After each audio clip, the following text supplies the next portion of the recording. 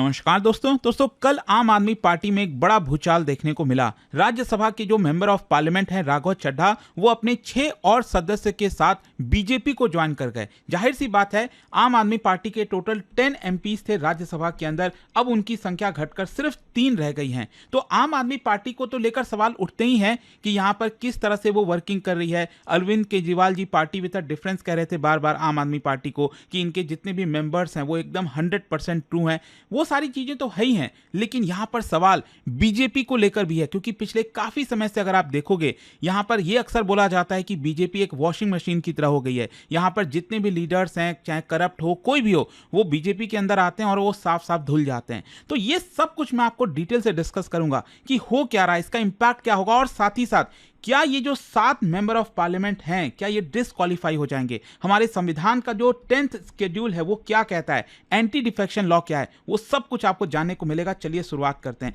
देखिए, सबसे पहले तो मैं आपको बता दूं, 10 राज्यसभा के अंदर एमपीज थे, मतलब राज्यसभा में 10 एमपीज थे आम आदमी पार्टी के, जिसमें से 7 आपके चले गए। आप देख सकते हो राघव चड्ढा, संदीप पाठक, हरभजन सिंह, स्वाति मालीवाल, अशोक मित्तल। इंटरेस्टिंग बात क्या है, आप सोच के देखिए, अभी बस कुछ ही दिन पहले खबर आई थी कि रेड हुई है अशोक मित्तल के घर पर, और अब यहां पर पता चलता है कि अशोक मित्तल बीजेपी को ज्वाइन कर गए। तो क्या आपको लगता है कि यहां पर अब उनके ऊपर रेड होगी, क्या होगा?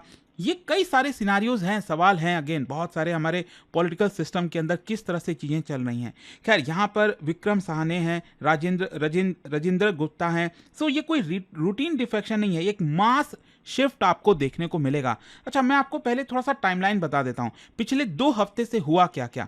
सबसे पहले राघव चड्ढा को डाउनग्रेड कर दिया गया लीडरशिप से। आपको याद होगा, राज्यसभा के अंदर आम आदमी पार्टी के डिप्टी लीडर थे राघव चड्ढा, और ये इंपॉर्टेंट इसलिए हो जाता है क्योंकि फ्लोर पर कोऑर्डिनेशन करना, मान लीजिए सरकार कोई बिल ला रही है तो उसको अपोज करना है कि उसके फेवर में जाना है, तो वो सारे डिसीजंस यहाँ पर लिए जाते हैं। तो अगर उनको डाउनग्रेड किया जा रहा है, मतलब जो पार्टी हाई कमांड है उनसे ट्रस्ट खो चुके हैं, और ये बहुत बड़ा, मतलब इस तरह की चीजें होना मतलब एक बड़ा पॉलिटिकल सिग्नल देता है। तो उसी समय से चर्चा होने लग गई थी कि जैसे ही यहां पर उनको डाउनग्रेड किया गया तो ये बातें चल रही थी कहीं ना कहीं कि क्या वो इंडिपेंडेंटली अब काम करेंगे, बीजेपी को ज्वाइन करेंगे।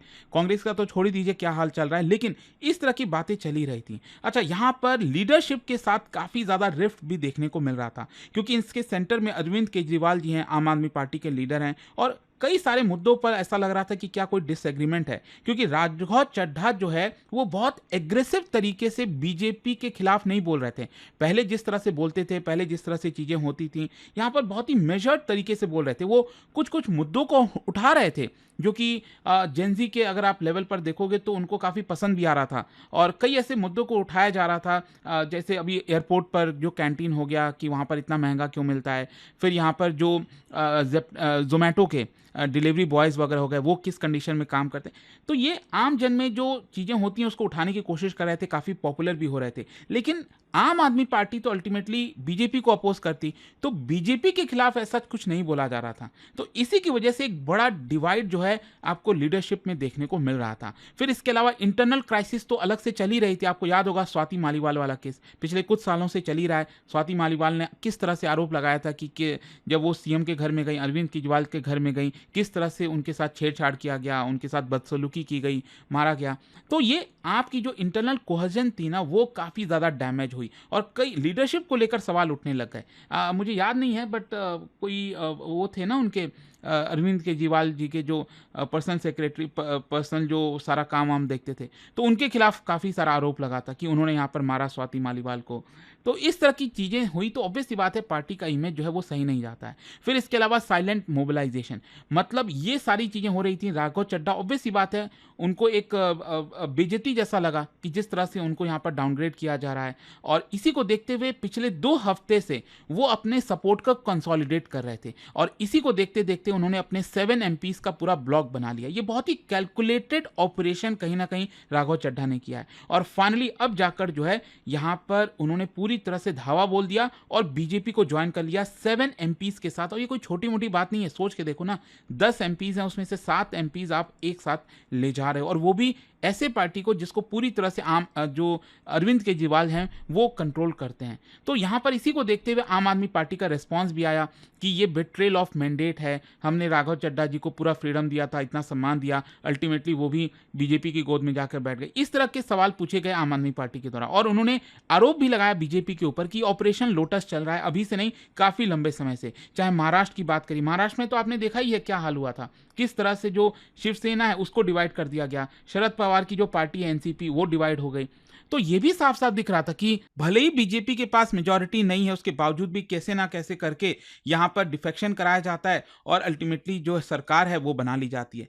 तो ये सारे रिस्पॉन्स आम आदमी पार्टी की तरफ से आ रहे हैं। लेकिन यहां पर मैं एक बात करना चाहूंगा, वो है एंटी डिफेक्शन लॉ का। मतलब 10 में से 7 एमपीज राघव चड्ढा लेकर चले गए हैं बीजेपी के पास। क्या वो डिस्क्वालीफाई हो जाएंगे या फिर उनकी जो सदस्यता है राज्यसभा में वो बरकरार रहेगी? देखो क्या है ना, इसको लेकर मामला सुलझाया गया था 1985 में। हमारे संविधान के अंदर बदलाव किया गया था, इसको हम 52nd कॉन्स्टिट्यूशनल अमेंडमेंट एक्ट कहते हैं। और ये आया इसलिए था क्योंकि आया राम गया राम की जो पॉलिटिक्स थी उसको खत्म करना था।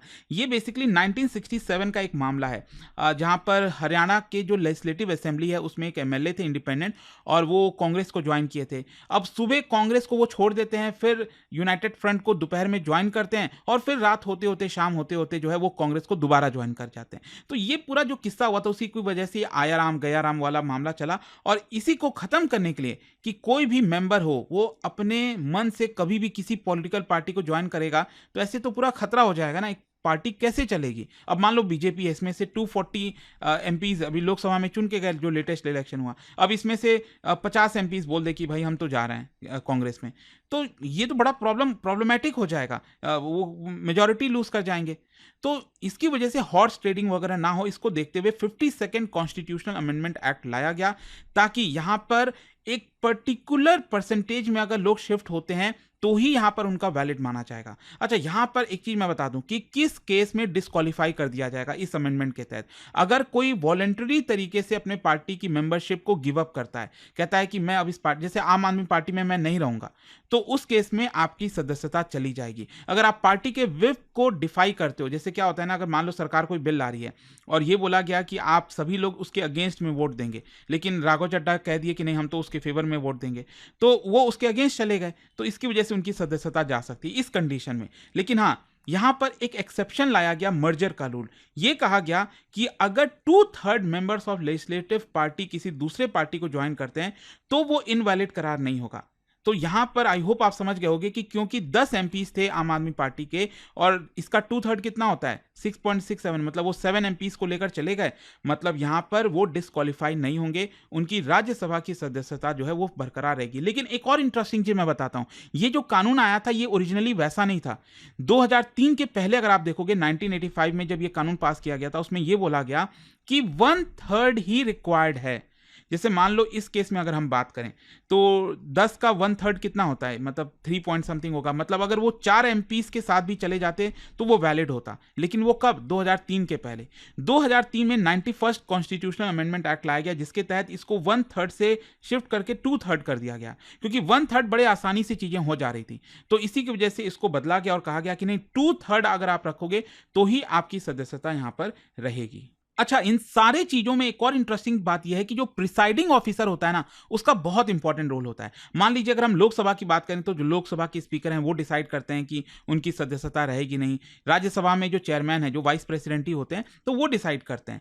तो यहां पर क्या है ना, कई बार ये भी होता है कि अब ऑब्वियस सी बात है, मान लो बीजेपी पावर में है तो उनके जो चेयरमैन है, वाइस प्रेसिडेंट बीजेपी को ही सपोर्ट ज्यादातर करेंगे, लोकसभा के जो स्पीकर हैं वो ज्यादातर बीजेपी को ही सपोर्ट करेंगे। ये होता ही। अब मान लो कांग्रेस पार्टी पावर में आएगी, वो अपने पर्सन को बैठा देगी। भले ही बोला जाता है कि नहीं वो इंडिपेंडेंट होना चाहिए, नहीं, लेकिन रियलिटी तो यही है ना। देखो, हाँ, ये बात माननी पड़ेगी। तो क्या है कि यहां पर अक्सर ये भी देखा गया पिछले कुछ समय से कि जिस पार्टी के जो चेयरमैन या फिर स्पीकर होते हैं वो उन्हीं पार्टी को एक प्रकार से फेवर कर देते हैं। मान लो अगर इस केस में राघव चड्ढा अकेले जाते तब तो उनको डिस्क्वालीफाई होना चाहिए था, लेकिन कई बार क्या होता है, जो स्पीकर है या फिर चेयरमैन है वो डिसीजन बहुत लेट लेते हैं ताकि टाइम मिल जाए। लेकिन ये मामला कोर्ट में भी गया था 1992 में, और सुप्रीम कोर्ट ने कहा था कि स्पीकर का जो डिसीजन होगा वो जुडिशियल रिव्यू के अंदर में आएगा। तो ये आपके लिए एक और बड़ा क्वेश्चन हो जाता है यूपीएससी के पर्सपेक्टिव से कि स्पीकर का जो डिसीजन होता है क्या वो जुडिशियल रिव्यू के अंदर आता है कि नहीं। बिल्कुल आता है, ये सुप्रीम कोर्ट ने कहा था। अच्छा, यहां पर 2/3 रूल को भी काफी क्रिटिसाइज किया जाता है कि इससे भी मामला रुक नहीं रहा है। जैसे अभी राघव चड्ढा वाला केस हुआ,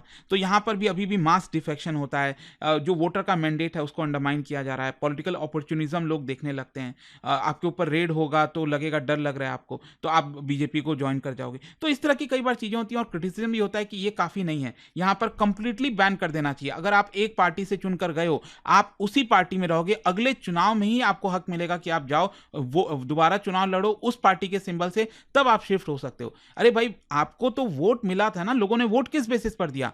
आम आदमी पार्टी, झाड़ू को देखते हुए किया यहां पर, ठीक है। तो अब आप कैसे शिफ्ट हो जा रहे हो? तो ये इसको लेकर क्रिटिसिज्म भी यहां पर देखने को मिलता है। लेकिन यहां पर देखिए रूट कॉज क्या है, आपको समझना होगा कि ये जो इंसिडेंट ये पूरा हुआ है किस्सा, ये कोई छोटा मोटा बात नहीं है। राघव चड्ढा इतने सारे एमपीस को लेकर चले गए, ऑब्वियस सी बात है आम आदमी पार्टी के अंदर यहां पर सवाल तो पूछे जाएंगे। लीडरशिप सेंट्रलाइजेशन, इंटरनल डेमोक्रेसी का मामला आ जाता है। मतलब आम आदमी पार्टी सेंट्रलाइज्ड पार्टी बन गई है, केजरीवाल जी के ही इर्द गिर्द चलती रहती है। यहां पर अगर कोई दूसरा चेहरा उभरने की कोशिश करे, ऊपर आने की कोशिश करे, तो वो शायद अच्छा नहीं लगता है, और इसीलिए ऑटोनॉमी भी यहां पर लिमिटेड दी जाती है, और अल्टीमेटली इसकी वजह से इंटरनल डिसेंट होता है। तो इस केस में भी अक्सर यही देखने को मिल रहा है। राघव चड्ढा वाले केस में भी कई एक्सपर्ट्स का ऐसा मानना है कि वो बहुत तेजी से पॉपुलर हो रहे थे, जो शायद अरविंद केजरीवाल को पसंद नहीं आ रहा होगा, और इसलिए ये पूरा डिसेंट देखने को मिला। फिर इसके अलावा पॉलिटिकल एम्बिशन और ऑर्गेनाइजेशन कंट्रोल, राघव चड्ढा काफी यंग है, आर्टिकुलेट है, नेशनल लेवल विजिबिलिटी रहती है, तो लीडरशिप को लगा होगा एक पैरेलली यहाँ पर पावर क्रिएट हो रहा है, इसको नहीं होने देना चाहिए। स्ट्रैटेजिक डिसएग्रीमेंट भी है। आम आदमी पार्टी आप देखोगे तो एंटी बीजेपी, बीजेपी के खिलाफ बोलो, कन्फ्रंटेशन की पॉलिटिक्स करो, आप देख ही रहो पिछले काफी समय से। लेकिन राघव चड्ढा कहीं ना कहीं काफी हद तक मॉडरेट थे। यहां पर बोला यह जा रहा था कि वो कुछ मुद्दों को उठाते थे, कुछ पर बीजेपी को क्रिटिसाइज करते थे, लेकिन एकदम पूरा एंटी नहीं हो जाते थे। तो इसी की वजह से आइडियोलॉजिकल और टैक्टिकल डाइवर्जेंस दोनों लीडर्स के बीच में देखने को मिला। और यहां पर ह्यूमिलिएशन, जो मैंने आपको बताया ना, ये बहुत बड़ी बात होती है कि आपको डिमोट किया जा रहा है, डाउनग्रेड किया जा रहा है। तो राघव चड्ढा को ऑब्वियस बात है ये चीज पसंद नहीं आ रही होगी, और उनको भी फिर डिसाइड करना पड़ेगा ना कि आखिरकार वो करेंगे क्या। जब आम आदमी पार्टी उनको सपोर्ट नहीं कर रही है, तो इसका मतलब कहीं ना कहीं उनको दूसरा रास्ता देखना होगा। इंडिपेंडेंट शायद उनके लिए बड़ा मुश्किल होता, क्योंकि देखो आप सोशल मीडिया पर, ऑनलाइन कितना भी पॉपुलर हो जाओ, चुनाव लड़ना एक बहुत ही अलग गेम होता है। वहां पर आपने देखा होगा अभी लास्ट लोकसभा में भी बहुत से बड़े पॉपुलर इंस्टाग्रामर और पता नहीं कौन कौन चुनाव लड़े, मतलब हार्डली उनको 30-40 वोट, 50 वोट नहीं मिलते हैं। तो कहीं ना कहीं राघव चड्ढा को भी ये बात समझ में आ गई होगी कि यहाँ पर उनको एक पॉलिटिकल पार्टी, और उनको लगा होगा बीजेपी ठीक है, और इसलिए उन्होंने ज्वाइन कर ली होगी। खैर, ये सारे चीज़ों का इमीडिएट इंपैक्ट क्या होगा अगर हम आम आदमी पार्टी की बात करें, उनके लिए बड़ा सेटबैक है। नैरेटिव का भी डैमेज है ना, कि इंटरनल इंस्टेबिलिटी कितनी ज़्यादा है। अरविंद केजरीवाल जी बातें तो बड़ी बड़ी कर देते हैं कि देखो हमारे जितने भी मेंबर्स हैं बहुत ही चुने हुए हैं, ये कभी आपको धोखा नहीं देंगे, ऐसा नहीं होगा। और अल्टीमेटली हमने देखा है कि पूरे आम आदमी पार्टी का पिछले 10-15 साल का इतिहास देख लीजिए, कितना ज़्यादा इस तरह से हुआ है। शुरुआत से चाहे योगेंद्र यादव हैं, जितने हैं, वहां से लेकर आप देखो ना कितने लोगों ने आम आदमी पार्टी को छोड़ दिया जिन्होंने भरोसा रखा था। वहीं बीजेपी का तो क्या ही कहना है, मतलब बीजेपी को तो बस अपॉर्चुनिटी चाहिए ना। बीजेपी को तो दिखा होगा कि भाई देखो राघव चड्ढा नाखुश हो रहे हैं, चलो वहां से पकड़ लेते हैं, तो उनको तो बस अपॉर्चुनिटी चाहिए। और ये वॉशिंग मशीन वाला भी बार बार क्रिटिसिज्म होता ही है कि चाहे महाराष्ट्र हो, मध्य प्रदेश, कहीं भी आप रेड कराते हो। अभी जैसे अशोक मित्तल हो गए, ये जो राज्यसभा के एमपी थे, वो अब बीजेपी ज्वाइन कर गए। अभी जस्ट कुछ दिन पहले उनके ऊपर रेड हुआ था। क्या लगता है आपको, वापस से रेड होगा? नहीं होने होगा, क्योंकि यही पैटर्न हुआ है। आप महाराष्ट्र में देख लो ना, अजीत पवार का केस, अजीत पवार को लेकर कितना कुछ कहती थी बीजेपी कि यहां पर कितने बड़े करप्ट हैं, इतने हजारों करोड़ों के रिश्वत, मतलब करप्शन हुआ है, ये हुआ है। जब से वो अलायंस पार्टनर बने, एक शब्द जो है वहां पर चीजें नहीं बोला गया है। इनफैक्ट जितने भी केसेस वगैरह थे वो भी विड्रॉ होते जा रहे हैं। तो इंडियन पॉलिटिक्स की कोई बहुत अच्छी चीज नहीं है ये। डेमोक्रेसी की हम बात करते हैं, अच्छी बात है, डेमोक्रेसी है, लार्जेस्ट डेमोक्रेसी बोला जाता है, लेकिन रियल सेंस में अगर आप देखोगे, डेमोक्रेसी रियल सेंस में अचीव करने में अभी हमें बहुत टाइम लगेगा। वो पॉलिटिकल मैच्योरिटी आना, वो सारी चीजें होना आसान बात नहीं है। खैर, आई होप कि इस वीडियो के थ्रू एक ओवरऑल जो पर्सपेक्टिव मैं आपको देना चाहता था वो आई होप आपको मिल गया होगा। जाने से पहले एक इंटरेस्टिंग क्वेश्चन आप सभी के लिए, क्या आप बता सकते हो यहां पर जो इंडिपेंडेंट मेंबर्स होते हैं हमारे पार्लियामेंट में, हमारे जो एमएलएज होते हैं, तो उनसे रिलेटेड यहां पर है कि अगर कोई इंडिपेंडेंट मेंबर है लोकसभा के अंदर, तो वो किस केस में डिस्क्वालीफाई होगा, किस में नहीं, ये आपको बताना है। और इसका राइट आंसर आप सब जानते हैं, मेरे इंस्टाग्राम पर तो मिलेगा ही, वहां पर अगर आप नहीं हो कोई बात नहीं, टेलीग्राम से ले सकते हैं इसका सही उत्तर। और दोस्तों जैसा आप सब जानते हो, अगर आप यूपीएससी की तैयारी कर रहे हैं, यहां पर एक बड़ा ऑफर चल रहा है, 50% फ्लैट डिस्काउंट हमारे सभी यूपीएससी कोर्सेज पर। मतलब ऐसा कोर्स जिसमें प्रीलिम्स, मेंस, इंटरव्यू सब कुछ की तैयारी कराई जाती है। 18 बुक्स का जो पूरा सेट है वो हम आपके घर पर भेजते हैं, पर्सनल मेंटरशिप मिलता है, प्रीलिम्स क्रैक करने पर पूरा रिफंड कर दिया जाता है। और ये अगर आप अभी बैच लेते हो तो डबल वैलिडिटी आपको मिल जाएगी। कोई डाउट है, प्रॉब्लम है बैच से रिलेटेड, ये फोन नंबर है, इस पर कॉल करिए, मेरी टीम आपको गाइड करेगी। And use this code Ankit live maximum discount के लिए। स्टडी IQ IAS, आपका सिलेक्शन हमारा मिशन।